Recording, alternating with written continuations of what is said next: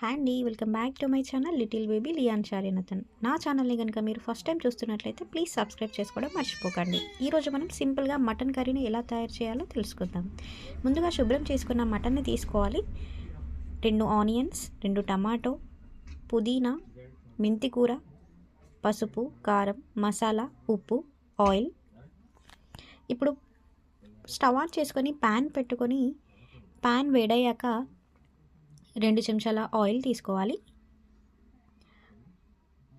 Oil వేడయ్యాక ముందుగా cut చేసి పెట్టుకున్న ఆనియన్ దాంట్లో వేసుకొని బాగా వేయించాలి. అలానే మెంతికూర, పుదీనా కూడా వేసుకోవాలి. బాగా వేగేలా కలపాలి. ప్రాపర్గా మిక్స్ అయ్యాక అల్లం వెల్లుల్లి పేస్ట్ కూడా వేసుకోవాలి. అల్లం వెల్లుల్లి పేస్ట్ పచ్చివాసన పోయేంత వరకు వేగించుకోవాలి. ఆ తర్వాత సాల్ట్, పసుపు వేసి బాగా మిక్స్ చేసుకోవాలి. ప్రాపర్గా మిక్స్ అయ్యాక టమాటో కూడా వేసి మగ్గించుకోవాలి. టమాటో ముందుగానే వేయడం వల్ల కంప్లీట్గా మగ్గుతుంది. దానివల్ల మటన్కి మరింత రుచి యాడ్ అవుతుంది. ఇప్పుడు మూత పెట్టుకొని ఒక 5 నిమిషాలు టమాటా మగ్గేంత వరకు పక్కన పెట్టండి.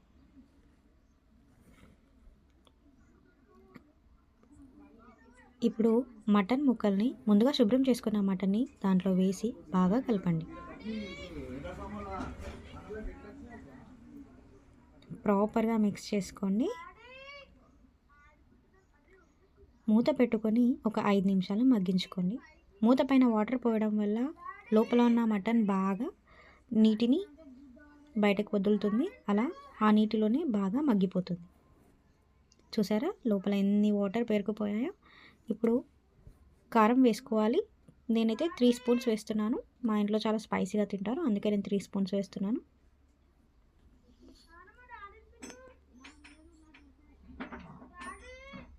కారం బాగా కలిసేలా, ముక్కలకు బాగా పట్టేలా కలుపుకోవాలి. ఆ తర్వాత మూత పైన వాటర్ని అలానే ఉంచుకొని ఒక 5 మినిట్స్ వేగనివ్వాలి. చూడండి కారం కూడా ముక్కలకి బాగా పట్టింది. ఇప్పుడు పైన పోసిన వాటర్ని దాంట్లోనే పోసేసి మంచిగా మిక్స్ చేయండి. కొత్తిమీర ముందే సర్వ్ చేస్తున్నాను నేను, సో కొత్తిమీర ఫ్లేవర్ కూడా దానికి యాడ్ అయిపోతుంది. అలా కొత్తిమీర వేసాక కుక్కర్ మూత పెట్టేసేయండి. ఒక 7 నుంచి 8 విజిల్స్ వచ్చేంత వరకు బాగా మగ్గనివ్వండి. 7 నుంచి 8 విజిల్స్ వచ్చాయి. ఇప్పుడు విజిల్స్ తీసేసి నిదానంగా విజిల్ తీసేసి మూత తీసండి. మరొకసారి బాగా మిక్స్ చేయండి. చూడండి ముక్కలు బాగా ఉడికాయి. అలా ఉడికాయో లేదో అని టెస్ట్ చేయండి. నేనైతే కంపల్సరీ టెస్ట్ చేస్తాను.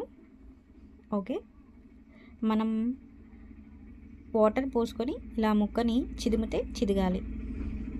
అంతవరకు మనం ముక్కల్ని బాగా మగ్గించాలి. ఓకే, ఇదైతే ఉడికిపోయింది. నెక్స్ట్ మసాలా వేసుకొని దింపేయడమే, అంతే.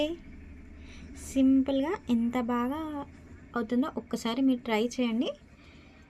మేము రెగ్యులర్గా ఇలానే చేసుకుంటాం, చాలా బాగుంటుంది టేస్ట్.